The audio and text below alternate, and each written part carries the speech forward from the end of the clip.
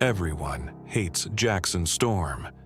In the world of wheelbarrows, he's the cold, calculating antagonist who came in and just turned off the light in the room where we've all been comfortable for the last 10 years. When I first watched Part 3, I felt what everyone else did. Annoyed. He looked flat, arrogant, almost plastic. But recently, watching this film through the prism of how our society lives today, I realized one frightening thing. Jackson Storm is not just a new racer.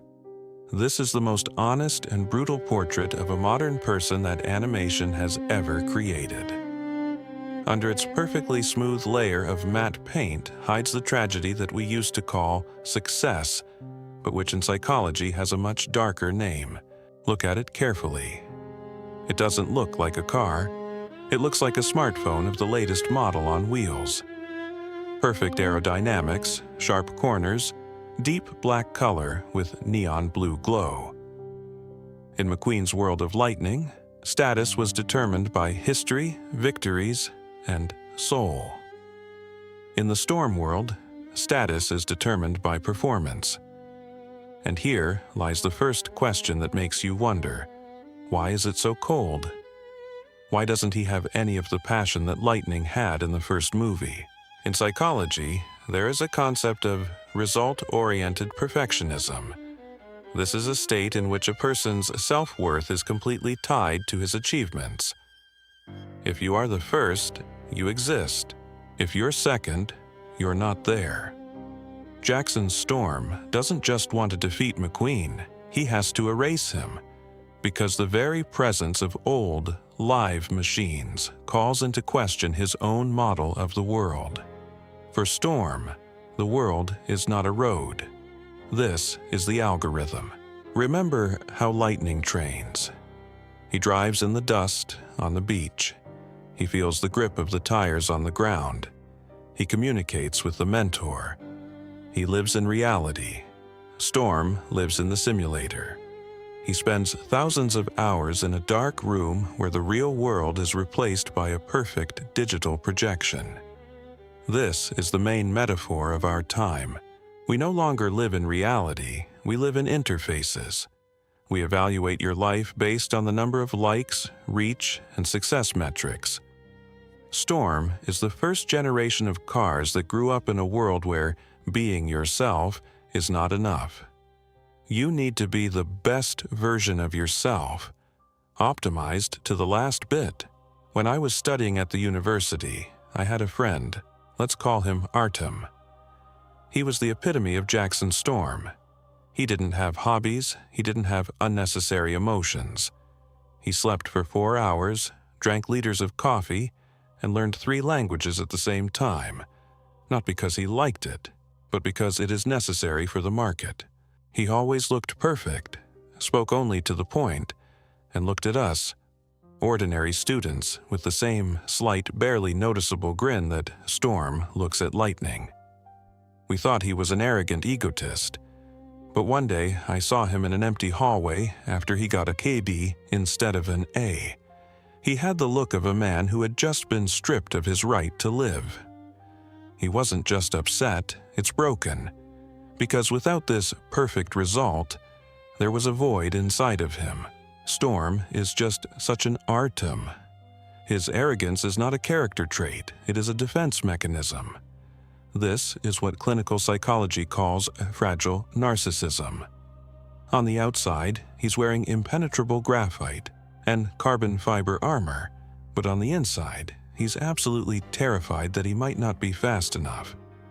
After all, if he is not the fastest, then who is he? He doesn't have any friends like Meyer, he doesn't have a city like Sally, he doesn't have a history like Doc Hudson, he only has his lap time. This is scary, because Jackson Storm is the perfect product of a system that no longer values process. We admire his speed, his style, his power, but we don't notice the worst part. He's a slave. He is a slave to his own efficiency. His life is an endless run in circles in search of an ideal that does not exist. And the sad thing is that he doesn't even realize that he's unhappy.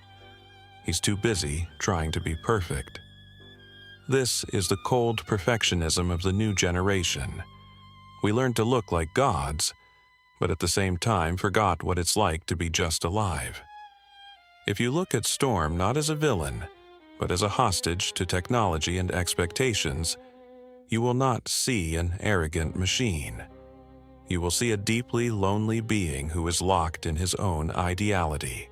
And this loneliness is much worse than the rust of the master, because rust can be cleaned off, and there is nothing to fill the void inside the digital simulator. And here we come to the most terrifying moment in this story, to the moment that divides the world into before and after. This is a simulator game. If you take a close look at Jackson Storm's training footage, you'll notice one detail. He's almost never on a real track. He's trapped in a huge high-tech hangar, surrounded by screens, sensors, and white-coated engineers. Its reality is pixels. His experience is numbers. His world is sterile. In this world, there is no wind, no random pebbles on the asphalt, no unpredictable temperature changes. There is only math. In psychology, there is such a term: desensitization. This is a process in which a person gradually loses sensitivity to the real world, replacing it with artificial stimuli. For Storm, the race isn't a battle of characters, it's a solution to an equation. When he looks at McQueen's lightning bolt, he doesn't see the legend.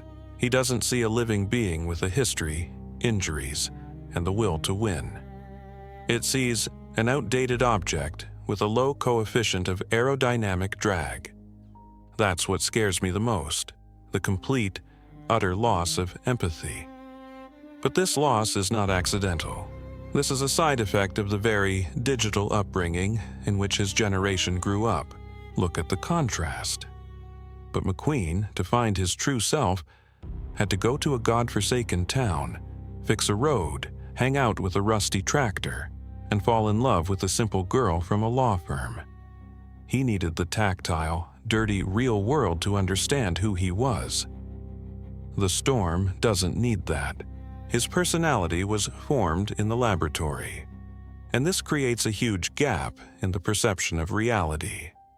In psychology, this is often referred to as simulation syndrome. When a person gets so used to a controlled environment that the real world begins to seem wrong, buggy, not efficient enough. Have you ever wondered why Jackson Storm behaves like this in an interview? He's not just rude. It behaves as if it is reading a pre-written script. There is no spontaneity in it. Even his mockery of McQueen looks like an algorithm designed to throw the opponent off balance with minimal energy expenditure. This is sociopathy of convenience. He doesn't hate McQueen.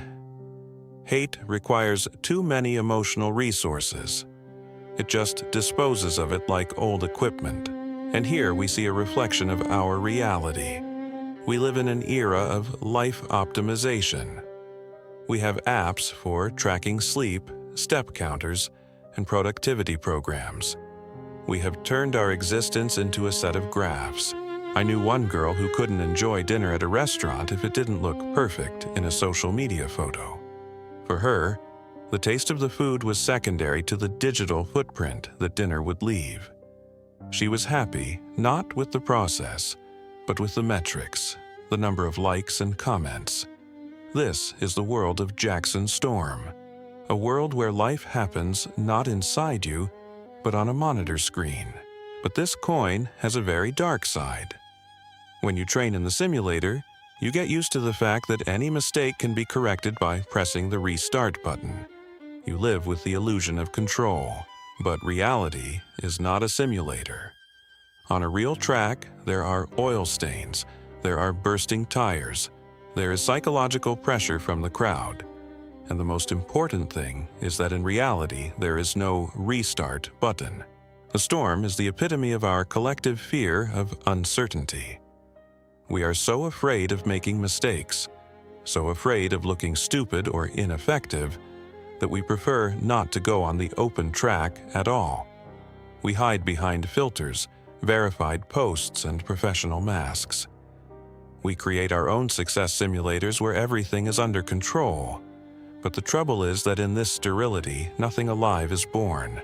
Doc Hudson taught lightning to turn right to go left.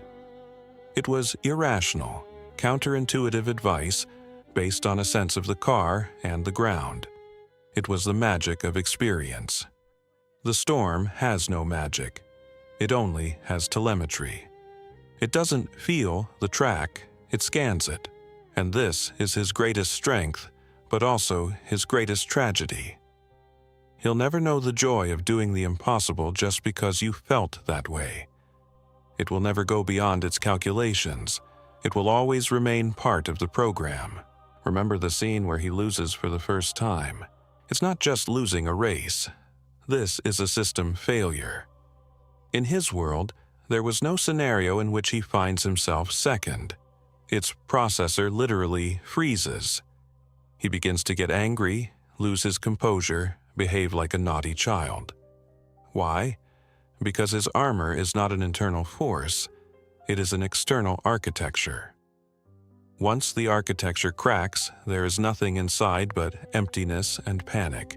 We are educating the Jackson Storm generation to be perfect from the very beginning.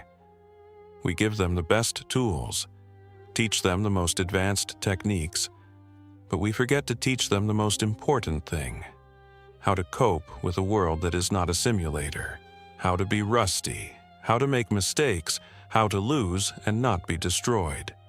The storm is a warning to all of us.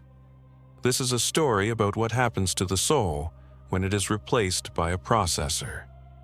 And if you think he's a winner, just look into his empty, blue-lit eyes. There's no one home. There are only running lines of code that whisper, "Be faster," or you'll be removed. But let's dig even deeper, to where the glittering Ignitar logo hides not just a racer, but a corporate alienation mechanism. Have you ever wondered why Lightning McQueen spent his entire life chasing Rusties? It was a small, family-owned company that made ointment for rusty bumpers. Funny, ridiculous, but there was a soul in it. The rusty old owners loved McQueen like a son. To them, he was a person. Jackson Storm is the first hero in this universe who doesn't belong to himself. He is property. It is an investment project with an 8-figure budget. And therein lies his second, even deeper tragedy, which in real life we call self-modification, or turning ourselves into a commodity. In psychology, there is a terrible term, objectification. We usually talk about it in the context of how society perceives people, but the storm is an example of how a person objectifies himself. He stopped being someone, he became something. See how he communicates with his sponsors and technicians.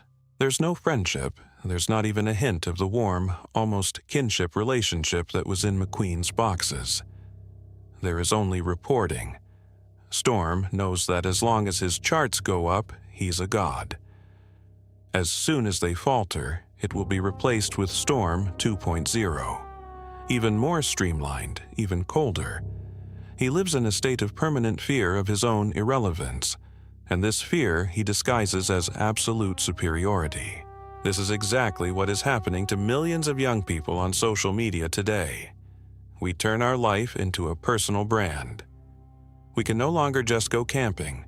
We need to make content out of it that will increase our market value in the eyes of subscribers. We put ourselves in the same frame that the storm lives in.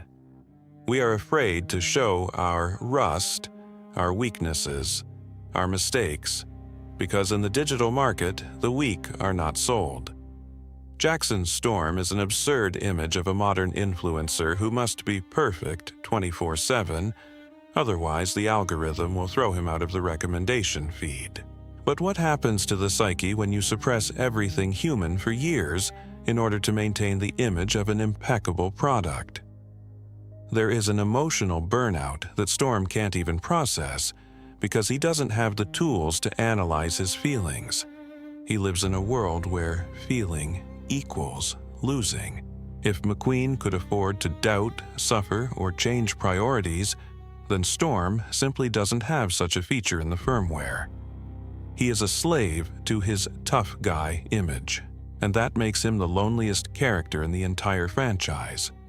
He has thousands of fans, but he doesn't have a single friend. He has followers, but no relatives. Remember how the crowd reacts to the appearance of a Storm. This is not love, this is fanaticism mixed with a thirst for entertainment.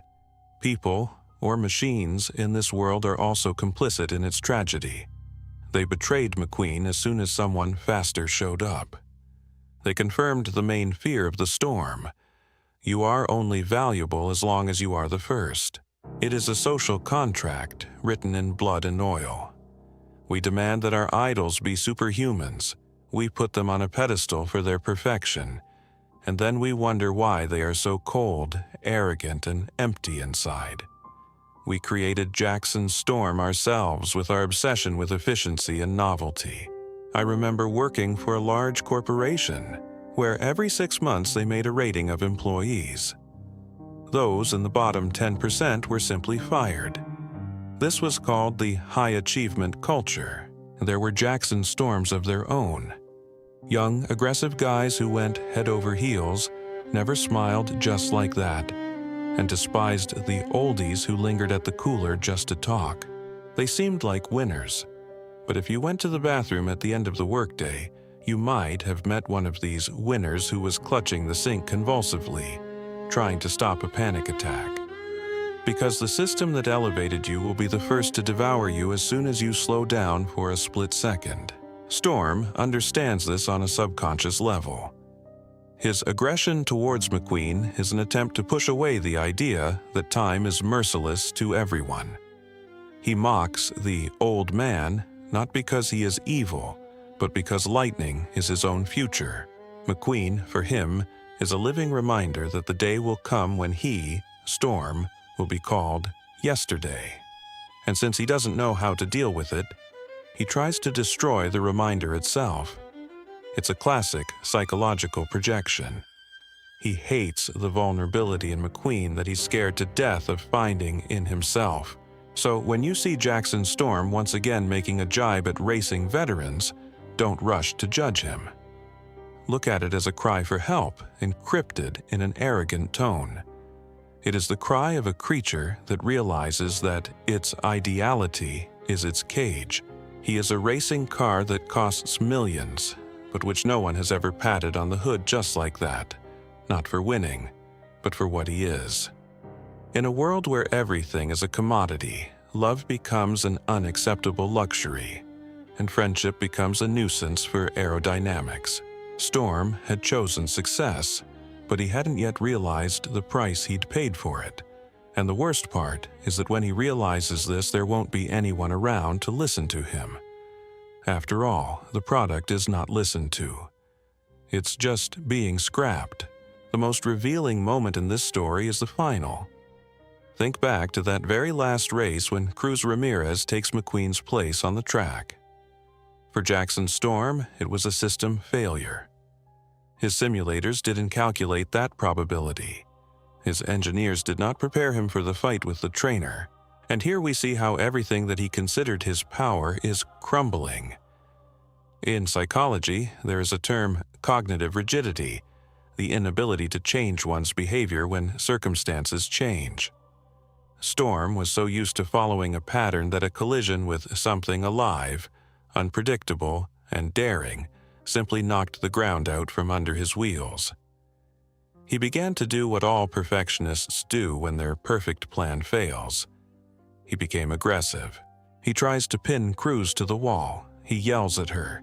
He loses that cold mask he was so proud of. At this point, we are no longer looking at the super machine of the future. Here is a terrified teenager who suddenly realized that the world is much bigger than its graphs and sensors. Cruz Ramirez didn't beat him because her engine was more powerful. She had beaten him because she had history behind her. The history of Doc Hudson, the history of Lightning McQueen, the history of all the rusty and outdated machines that Storm so despised. She defeated him with magic that cannot be digitized. This is an important lesson for all of us. We live in a culture that idolizes storms. We look at successful businessmen, athletes, and bloggers who appear to be perfect and feel inferior because of their slowness or mistakes. But the truth is that ideality is a dead end. This is the end point beyond which there is no development. If you are already perfect, you have nowhere to grow. A storm is static disguised as extreme speed, and life is dynamic. Life is when you fall on the track, get dirty in the mud, get fixed in a friend's garage, and then go back to the start. Becoming stronger not because of a new firmware, but because of a new experience. I often think of my father. It was not effective in the modern sense. He could spend hours fixing an old radio just because he liked the smell of rosin and the sound of live TV. He wasn't chasing results, he was enjoying the process. And there was always something in his eyes that I have never seen in the eyes of modern innovators: peace. He knew who he was, without any ratings or KPIs. Jackson Storm will never know that peace. He is doomed to run from his own shadow, fearing that tomorrow someone will calculate the trajectory even more accurately than he did. This is a frightening truth about our generation. We want to be new models so badly that we forget. Cars become obsolete in a year, and personalities live for decades. We change our values as easily as a storm changes its sponsors. But at the end of the road, when the stadium lights go out, you are left alone not with your lap time, but with your emptiness. And if there is nothing but numbers in this void, then this is the most terrible defeat that you can imagine. So, the next time you feel like you can't keep up with the pace of this crazy world, when you feel like you're a rusty old tractor against the background of flashing neon competitors, just remember the finale of Wheelbarrows 3. To be alive, to be sensitive, to be able to make mistakes, this is the highest form of evolution. Your rust, your scars, and your bad races are what makes you real. This is what gives you the right to be called something more than just an effective tool. Jackson Storm remains in history as the fastest driver of his time. But Lightning McQueen remained in history as a legend. The difference between the two is that legends aren't afraid of being weak. They know that their strength lies in the people who love them, in the roads they have traveled, and in the very passion that cannot be faked. Storm is just a code, and we are something much more complex, chaotic, and beautiful. Don't be afraid of your imperfection.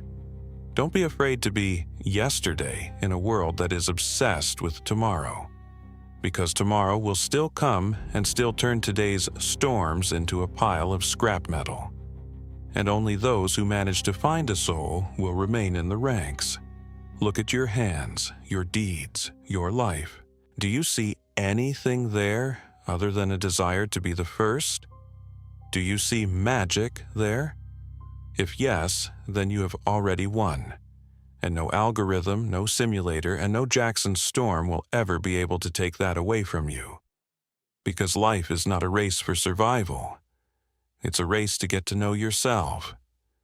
And the main prize here is not the cup, but the opportunity to say at the end of the journey, I was really alive.